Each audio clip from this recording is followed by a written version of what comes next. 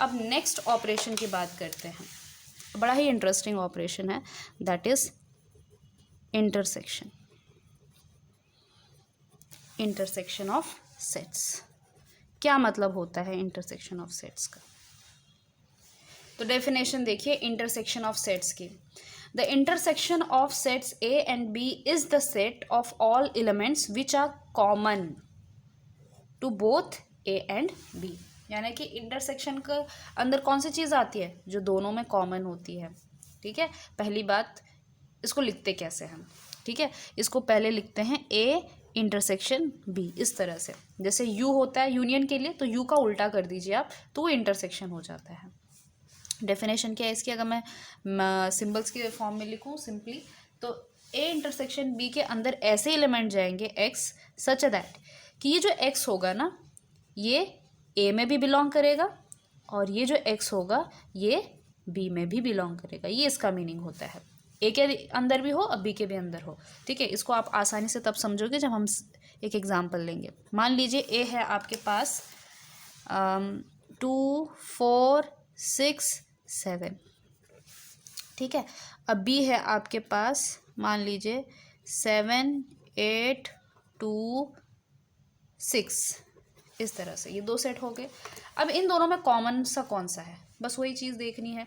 तो देखो यहाँ पे 2 और 2 कॉमन है, फिर 4 नहीं है, 6 और 6 कॉमन है, अच्छा 7 और 7 भी कॉमन है। ठीक है ना, तो 2 इधर 2 इधर, 6 इधर 6 इधर, 7 इधर 7 इधर, बस 4 और 8 कॉमन नहीं है। ठीक है, तो ए इंटरसेक्शन बी के किसके बराबर आ जाएगा? A intersection B will be equal to 2 फिर आपका 6 और 7, जो कॉमन पार्ट है, तो इसे कहते हैं इंटरसेक्शन। तो this is called as intersection of set. अब इस चीज़ को हम जो है थोड़ा सा कैसे वेन डायग्राम से समझते हैं। फिर से मैंने वही डायग्राम बना दिए जो आपके लिए मैंने यूनियन के अंदर बनाया था। ठीक है, एग्जाम्पल मैं यही लूँगी और इन्हीं एग्जाम्पल की मदद से अब हम क्या समझेंगे?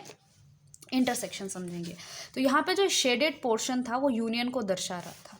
ठीक है, अब देखते हैं कि इसमें कौन सा इंटरसेक्शन वाला पार्ट आएगा। तो देखो पहला एग्जाम्पल कौन सा लिया था हमने? राम श्याम गीता और राम राहुल सीता। ठीक है, ये पार्टिसिपेट कर रहे थे किसी पर्टिकुलर गेम ए में, किसी बी में। हमने ऐसे ही सेट बना दिया।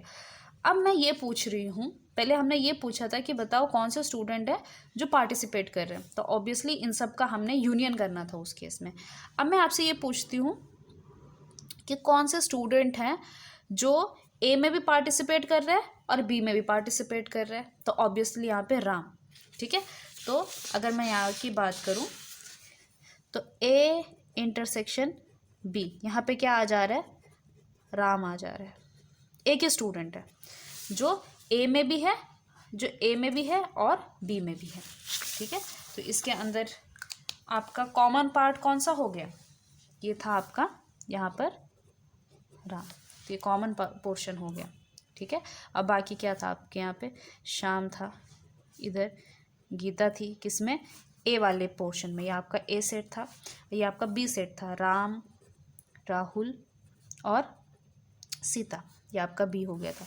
तो कॉमन कौन सा है? तो कॉमन ऑब्वियसली डायग्राम में आ रहा है। अगर आप दो सर्कल को ऐसा रखोगे एक के ऊपर एक, तो कॉमन वाला पोर्शन कौन सा होगा? ये वाला। ठीक है, तो ये आपका क्या है? ए इंटरसेक्शन बी है। ठीक है, बात समझ में आ गई? दूसरा यहाँ पे ये वाला क्वेश्चन देखिए, यहाँ पे आपको साफ नज़र आ रहा है कि ये दो सर्कल हैं और सेपरेट हैं, इनके बीच में कुछ भी कॉमन नहीं है। जैसे कि कौन सा वाला? ये वाला एग्जाम्पल ले लीजिए आप। A is equal to 2 4 6 8 10, B is equal to 1 3 5 7 9। तो ये आपके इवन नंबर थे या आपके ऑड नंबर थे, है ना? तो ये आपका सेट ए था, ये सेट बी था। इसके अंदर क्या रखे थे हमने? इवन नंबर, इसके अंदर ऑड नंबर। ठीक है, 1 से लेकर 10 के बीच में। तो ऑब्वियसली इवन नंबर और ऑड नंबर के बीच में कुछ भी कॉमन नहीं होता है। तो यहाँ पे एक चीज़ हमें समझ में आए कि इनके बीच में कुछ भी कॉमन नहीं है, तो ए इंटरसेक्शन बी किसके बराबर आएगा? ठीक है, सोचिए ज़रा। हो सकता है अगर कुछ भी कॉमन नहीं है तो आप लोगों के दिमाग में, कईयों के दिमाग में ऐसा आता है कि क्या इसके सामने ज़ीरो लिखूँ? नहीं, इसके सामने हम क्या लिखेंगे? Empty set. देखो ये भी सेट है, ये भी सेट है, सेट का इंटरसेक्शन भी सेट ही होता है, तो आपका आंसर जो आना चाहिए वो भी क्या होगा, सेट होगा। ठीक है, कई बार ये चीज़ नहीं लिखनी है, दिस इज रॉन्ग। ओके, 0 एक नंबर है। ठीक है, ए और बी सेट है, तो दो सेट का इंटरसेक्शन भी एक सेट ही होगा। ठीक है ना, इक्वल टू में LHS और RHS दोनों तरफ सेम चीज़ होती है। ठीक है, चलिए नेक्स्ट वाला कौन सा एग्जाम्पल था ये, बी है आपका 1 3 5 7 9 और सी है आपका 1 3। तो इसमें क्या हो गया था, चलिए एक 1 3 था, दूसरा क्या था 1 3 5 7 9। मैं इनको नाम दे देती हूँ यहाँ पर, सी और ये बी हो गया आपका। ठीक है, तो इस केस में क्या है कि सी जो है वो बी का सबसेट है, तो जो इसमें भी कॉमन है इसमें भी कॉमन है। ठीक है, जो इसमें भी कॉमन है इसमें भी कॉमन है, तो सी इंटरसेक्शन बी किसके बराबर आ जा रहा है, सी इंटरसेक्शन बी किसके बराबर आ जा रहा है, जो इसमें भी हो इसमें भी हो, तो वो कौन से है 1 और 3। ये 5 7 9 इसमें नहीं है। ठीक है ना, तो इसका मतलब है इनके इंटरसेक्शन में क्या आ गया, सी इंटरसेक्शन बी एक्चुअली किसके बराबर आ गया, सी के बराबर, यानी कि जो छोटा था। ठीक है, तो जब भी आप कोई सेट लेते हो, इफ कोई सेट लेते हो ए जो किसी बी का सबसेट होता है, इसका मतलब ये है कि ए इंटरसेक्शन बी जो है छोटा सेट आता है। ठीक है, अब जब वहाँ पर यूनियन लेते हो तो बड़ा सेट आता है, ये चीज़ आपने ध्यान में रखनी है। तो इसमें कॉमन पोर्शन कौन सा हो गया, आपका जो कॉमन पोर्शन है वो हो गया आपका सी। ये इंटरेस्टिंग बात है। ठीक है, तो आपको कहीं दिख रहा होगा फ़र्क इन दोनों में कि काफ़ी हद तक एक दूसरे के कैसे हैं, कॉन्ट्रास्ट है, यूनियन और इंटरसेक्शन। ठीक है, अब जिस तरह से हमने यूनियन की कुछ प्रॉपर्टीज़ देखी थी, उसी तरह से हम इंटरसेक्शन की भी कुछ प्रॉपर्टी देखेंगे। ठीक है, और उनको विजुलाइज करेंगे, यानी कि उनको ज़रा समझेंगे। तो पहली प्रॉपर्टी क्या थी, कम्यूटेटिव वाली प्रॉपर्टी। तो क्या इंटरसेक्शन कम्यूटेटिविटी होल्ड करती है, देखो ए इंटरसेक्शन बी और बी इंटरसेक्शन ए क्या दोनों बराबर आते हैं, ज़रा सोच के देखिए। तो ऑब्वियसली दोनों बराबर आएंगे। जैसे यहाँ पे ए और बी का इंटरसेक्शन लिया, ठीक है, तो चाहे मैं आपसे ये पूछूं कि बताओ ए टीम और बी टीम में कॉमन क्या है, या फिर ये बोलूँ कि बी टीम और ए टीम में कॉमन क्या है, तो बात तो सेम ही है ना। ठीक है, इसलिए इंटरसेक्शन जो है यहाँ पे कम्यूटेटिव होता है। सो दिस फॉलोस कम्यूटेटिविटी या फिर कम्यूटेटिव लॉ। कम्यूटेटिविटी बोलिए, कम्यूटेटिव लॉ बोलिए, कम्यूटेटिव प्रॉपर्टी बोलिए, सेम बात है।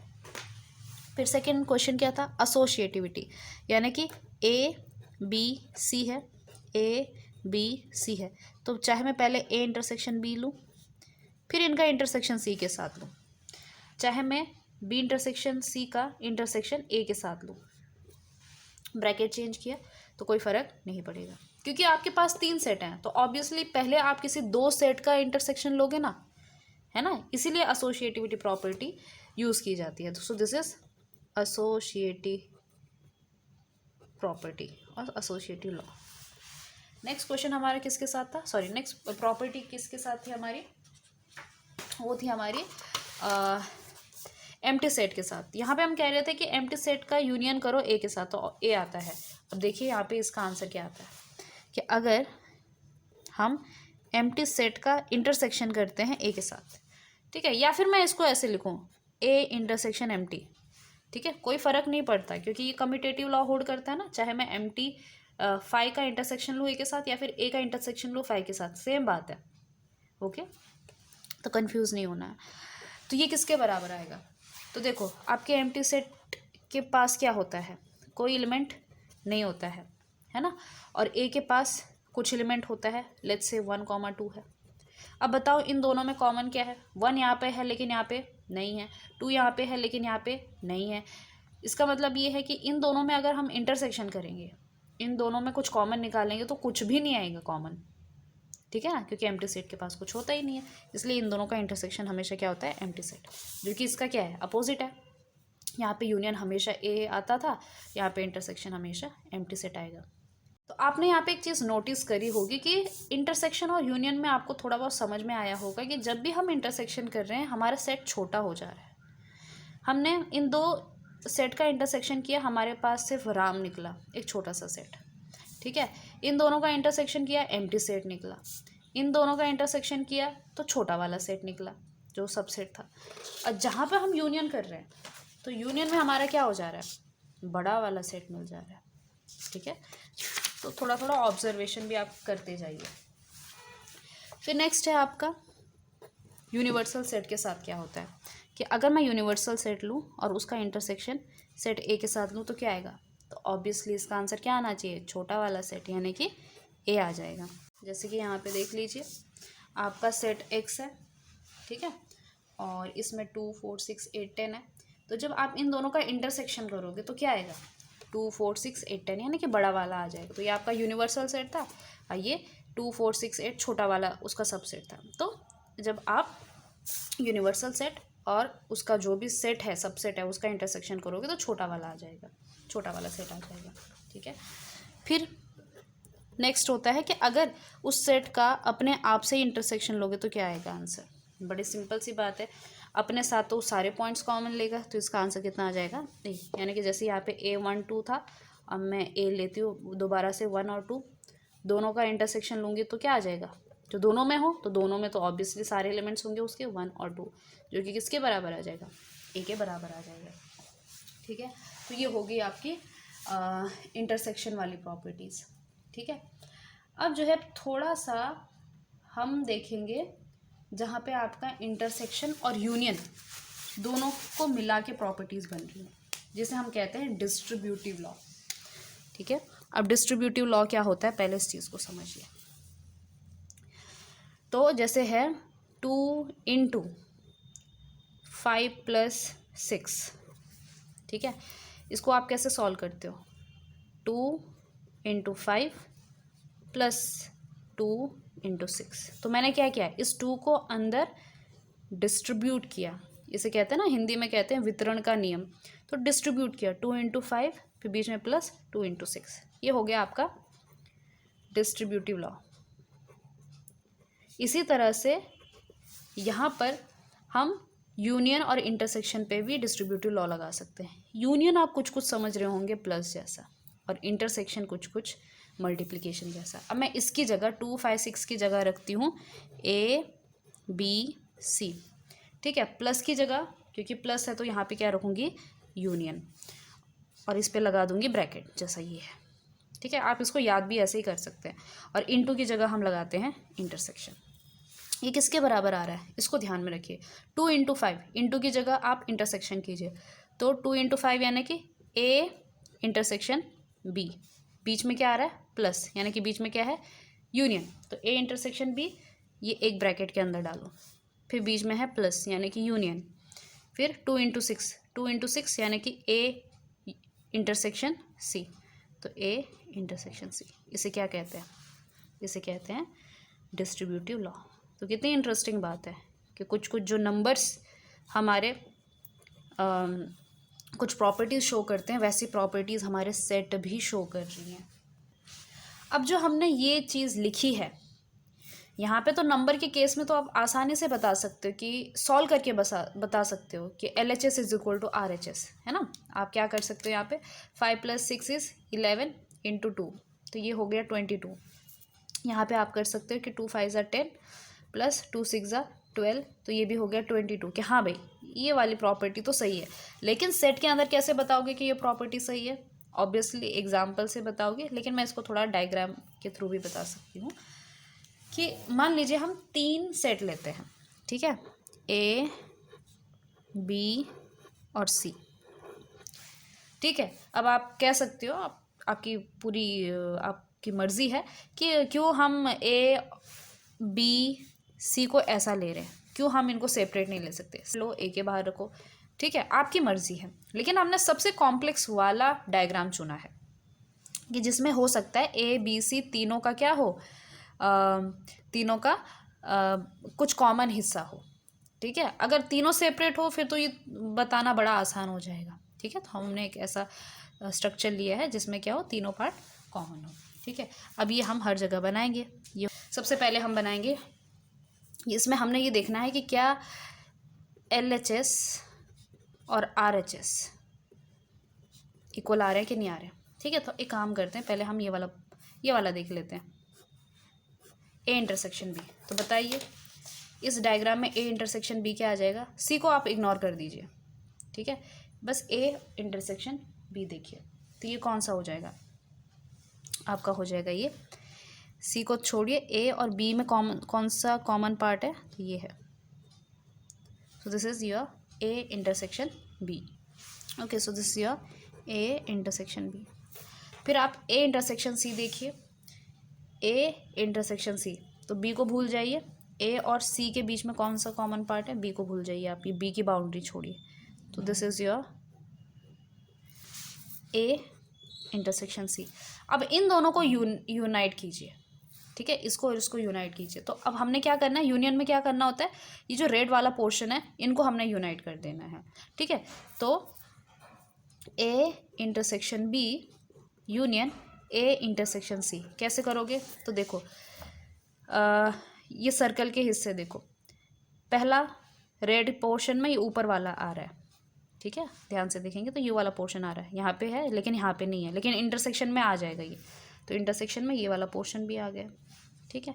उसके बाद ये बीच वाला पोर्शन, इसमें भी है इसमें भी है, ये तो कॉमन ही है, ये भी आ जाएगा। फिर उसके अलावा कौन सा है, यहाँ पे नहीं है लेकिन यहाँ पर है, तो जो भी है ये वाला भी इसमें आ जाएगा। किसी एक सेट में होना चाहिए। यूनियन में क्या होता है कि इसका भी हो और इसका पोर्शन भी हो, तो यूनियन में हमारा ये वाला पोर्शन आ गया, देखिए ये, ठीक है। अब ये देखना है कि क्या ये इसमें भी है, मुझे एक और डायग्राम बनाना पड़ेगा फिर इसके लिए। यहाँ पे है आपका A B C, A B C। तो ये देखिए कि B यूनियन C क्या है, B यूनियन C, A को भूल जाओ आप, तो B यूनियन C यानी क्या, इन दो सर्कलों का यूनियन, यानी कि पूरा दोनों सर्कल क्या आ जाएंगे, इसमें कवर हो जाएंगे, ठीक है। अब हमने इस शेडेड पोर्शन और इस A के बीच का इंटरसेक्शन देखना है, ओके। तो क्या आ जाएगा, ये है आपका A और ये है आपका शेडेड पोर्शन, तो इन दोनों के बीच का इंटरसेक्शन क्या आ रहा है, ये वाला पोर्शन आ रहा है, ये। आई होप आप समझे होंगे कि ये हमारे पास एक सेट है। आप लाइंस भूल जाइए कि अंदर कुछ बाउंड्री भी है, और A ये सेट है, ठीक है। तो कॉमन पोर्शन कौन सा हो गया, ये तरह कॉमन पोर्शन हो गया ना, है कि नहीं है, तो ये आ गया। तो क्या ये दोनों सेम नहीं है, ये और ये सेम ही है, यहाँ पे भी यही चीज़ आ रही है और यहाँ पे भी यही चीज़ आ रही है, तो ये किसके बराबर था, ये A intersection B union C। तो हमने देख लिया कि ये दोनों कैसे हैं, इक्वल हैं, ठीक है। इसीलिए ये डिस्ट्रीब्यूटिव लॉ यहाँ पे क्या होता है, होल्ड होता है। तो इंटरसेक्शन में एक और छोटी सी बात कहनी थी कि जब भी आपका A और B के बीच में कुछ भी पॉइंट कॉमन नहीं होता, यानी कि A और B का इंटरसेक्शन एम्प्टी आता है, तो ऐसे केस में हम कहते हैं कि A and B are disjoint या फिर डिसजॉइंट सेट, ठीक है। इस चीज़ को आप समझ लीजिएगा कि जब भी आपका A और B कोई भी दो सेट है, उनके बीच में कुछ भी कॉमन ना आए तो उनको डिसजॉइंट सेट कहते हैं, ठीक है। तो ये था आपका intersection of a set. Next video में हम बात करेंगे about difference of a set.